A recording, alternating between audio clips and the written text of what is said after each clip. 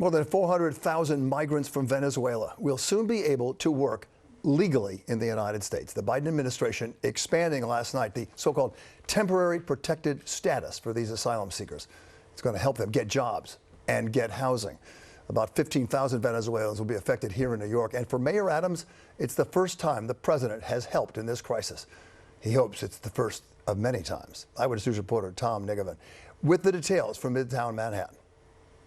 We don't want to prematurely spike the ball. Mayor Adams pulling out the whiteboard today to throw a little cold water on the announcement from the Biden administration explaining that of the 60,000 asylum seekers currently in the city's care, only 9,500 are eligible to work under the re-extension of temporary protected status.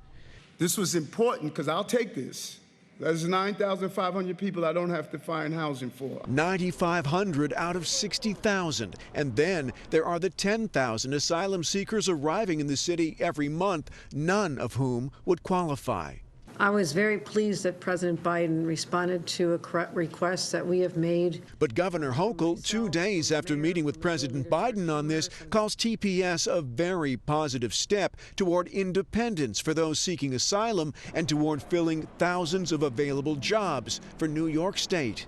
Temporary protective status simply gives them a shorter window after which they can apply for their asylum and work status, 30 days versus 180.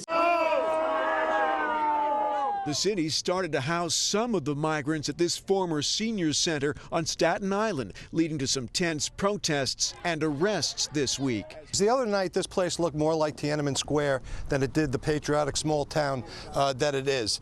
And today, lingering distrust among local officials about this crisis and how it's being managed by the city, state, and federal governments. The taxpayers of Staten Island, the taxpayers of New York City have a right to know where their tax money is going. Politics aside, thousands of asylum seekers now have an expedited path to the workforce, but there's still a wait time and paperwork. So right now, the State Department of Labor is finalizing a plan to have jobs lined up when work papers arrive.